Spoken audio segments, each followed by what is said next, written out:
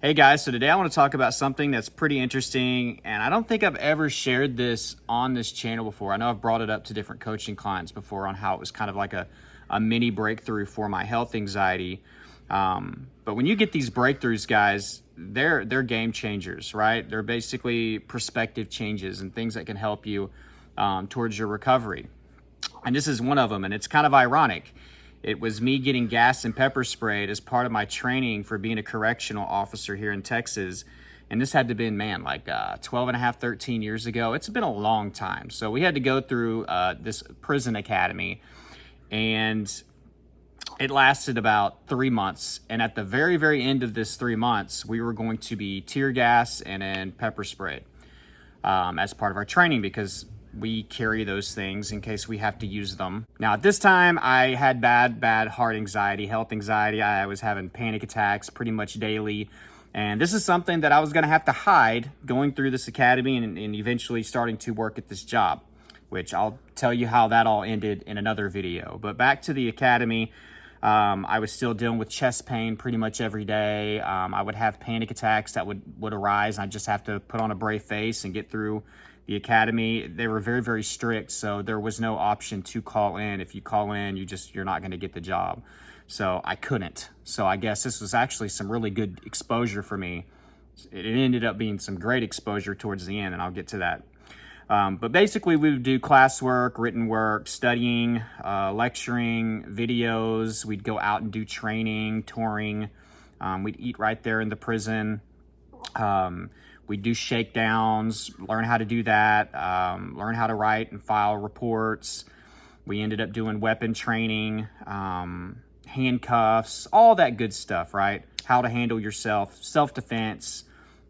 We did physical training and stuff like that. So pretty cool, you know what I mean? But having anxiety and having to go through all that and keep your composure, guys, you know that it's hellacious. It's hard. It's very difficult. It's very taxing to go through these silent panic attacks, trying to hold your shit together. You can't just get up and move around. You can't just, I got to go to the bathroom and all that. It's a pretty strict thing. It's almost like a military type academy, and our instructors were ex-military. So one of the things that was going on was that they were building this gassing and pepper spray thing up. They were jerks, I'm not gonna lie.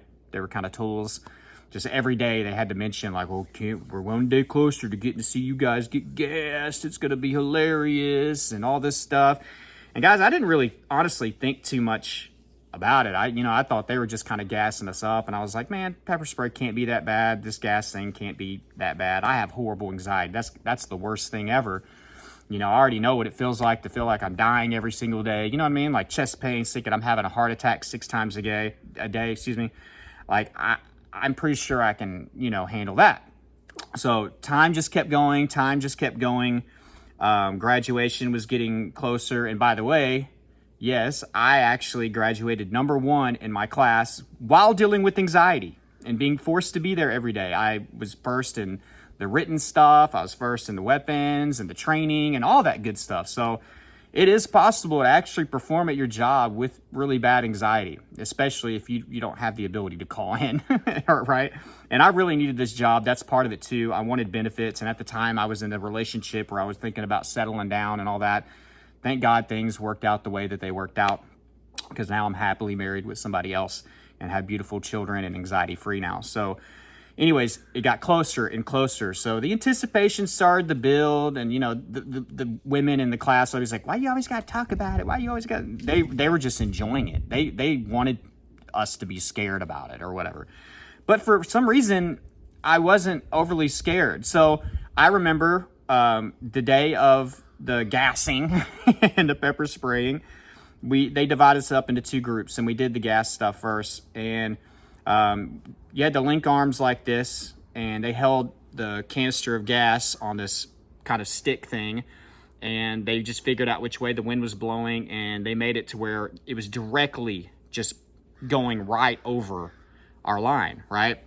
So I was in the second group, so I wish I actually would have been in the first group. So in the first group, they started going, and I was like, and then all of a sudden, out of nowhere, I saw them, they're like doing this, and some were like falling down, and they were gasping.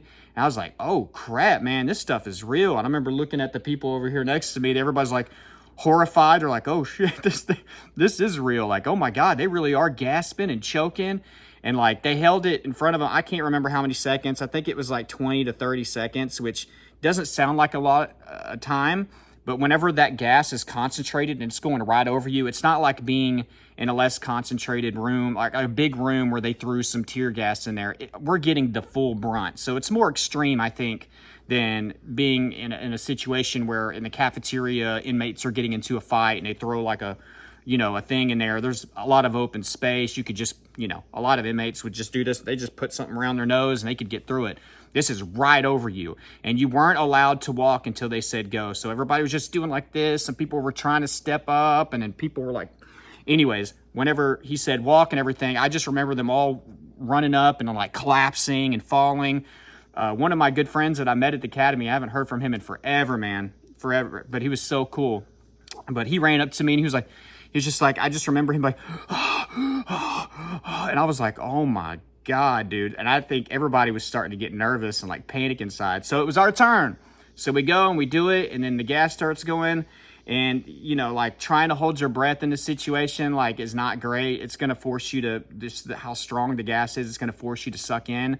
And honestly, I think that's like how like the first few seconds, I was just like trying to resist it a little bit and kind of ease it. And then it just, once it hits, you instantly just inhale it. And like it was even worse for me, I believe, because of that situation. I should have just took short, shallow breaths and all that stuff. But no, man, I was like, took it all in. And I remember like, oh my God, I was like, I have never felt this. And before, I felt like I was being suffocated. I felt like there was no air.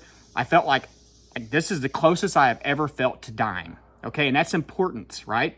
Because I just got done telling you, like, I felt like I was dying every single day with my chest pains, my anxiety symptoms, my panic attacks. No, this is the closest I have ever in my life, probably to this day, feeling like I was going to die, was getting tear gassed, like directly tear gassed right into my face. So they let us go forward. I remember going, like, it took me forever to get my air back. You know what I mean? And then after that, we did the pepper spray. For me, the pepper spray wasn't horrible. It was hit or miss for some people. I guess it depends on how much you got on you. Actually, me taking a shower after the pepper spray incident was actually worse than actually getting sprayed. So I don't know about that one right there. But the gas got, whenever I came back home from that experience, I was like, man, all these panic attacks that I've had, all these moments where I was like, oh my God, I'm about to have a heart attack, or I'm about to have a stroke or a seizure, they don't even come close to what I felt today. And that was huge for me. I was able to let go even more. I was able to kind of start to accept, like, there's nothing wrong with me. There's nothing wrong with my heart. Like, I'm not about to die. Like, all these panic attacks are simply anxiety. They're not a health condition. Like, that, what I went through right there. Now, that's some scary crap. That I really almost felt like I was going to die. I really could not get air. I used to think that I wasn't able to breathe, or that I was super short of breath, and I was just, I feel like I'm suffocating.